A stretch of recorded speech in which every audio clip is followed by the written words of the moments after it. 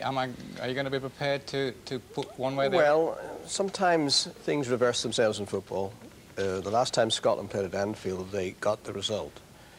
And Mike's got his home game, so the advantage is slightly with Mike, and he has the result in his pocket up in Hampden. That's his advantage.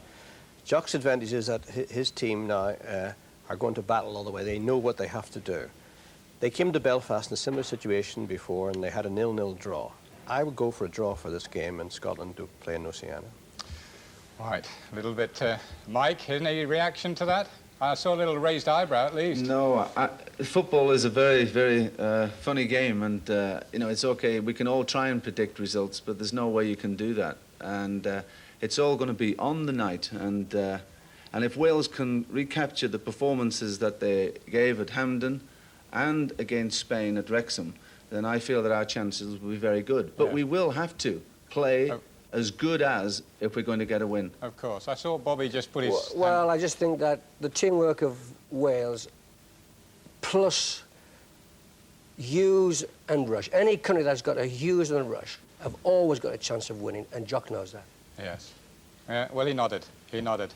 Right. It's a difficult one, that, to say the least. So far, it's all a case of what might be, but one thing that's sure, there'll be plenty of drama, perhaps controversy before the dust settles.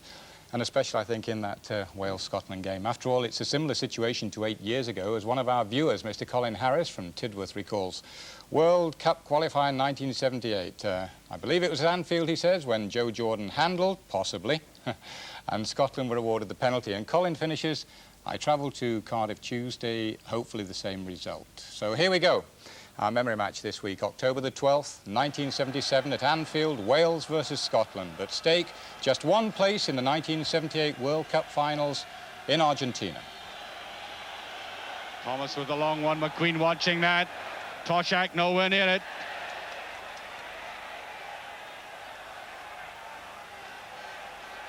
No, Willie Johnson had in mind with that clearance was safety. Well, there's a mix-up. Dalglish. Can he put it in? Beautiful play by Dalglish. He's feeling for a penalty. The referee saying no. And Dalglish tried to hold back on that. Here we are, turning in on it. Now he gets away. They tried to foul him. He had a player inside. Joe Jordan decided to go for the turn. And the referee said that was no penalty. Leighton Phillips coming forward. Well, it's a beautiful ball. And it's just past Peter Sayre coming in on the diagonal. The best chance really for Wales yet. Intelligent ball by Phillips. And he swings at it.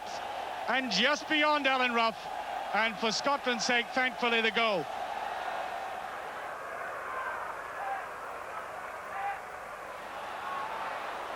Thomas breaking. Always seems to hesitate when that cross comes in, but Wales winning a corner. Lemacari going over. Toshak. There's Jareth with it. Too many defenders in there. And there's Toshak. And there's a great save. What a brilliant save, though, and a brilliant shot. Now watch Toshak.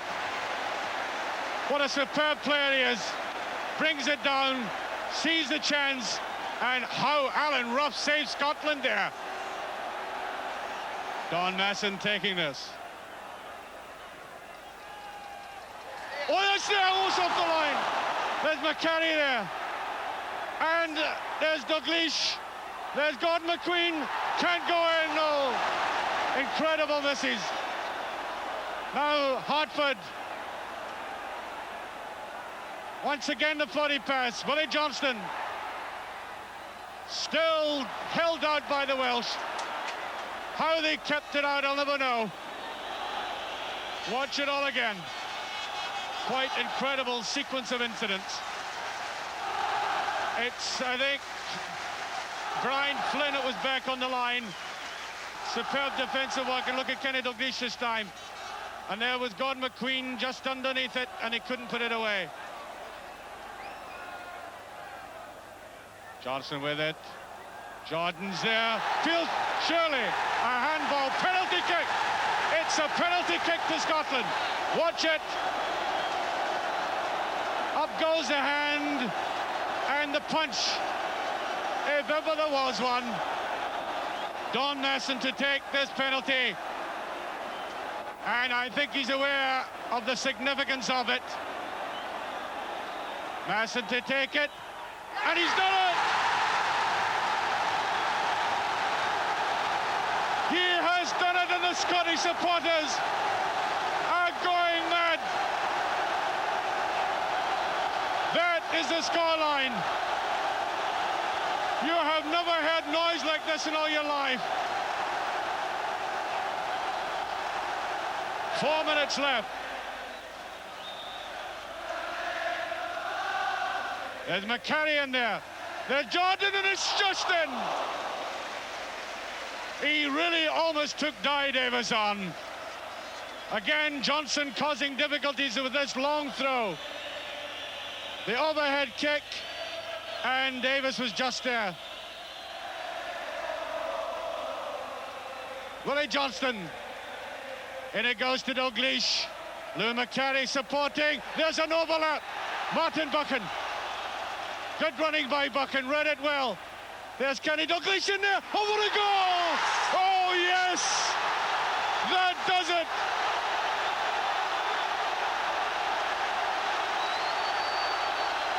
No wonder he turns to the supporters. 3 minutes left.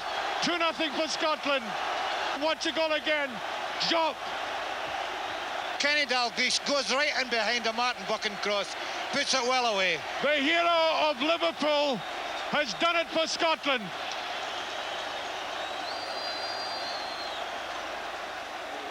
And we're going into injury time.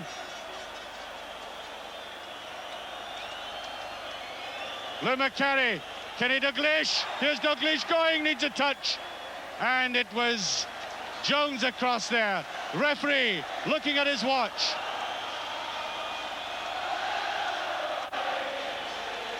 And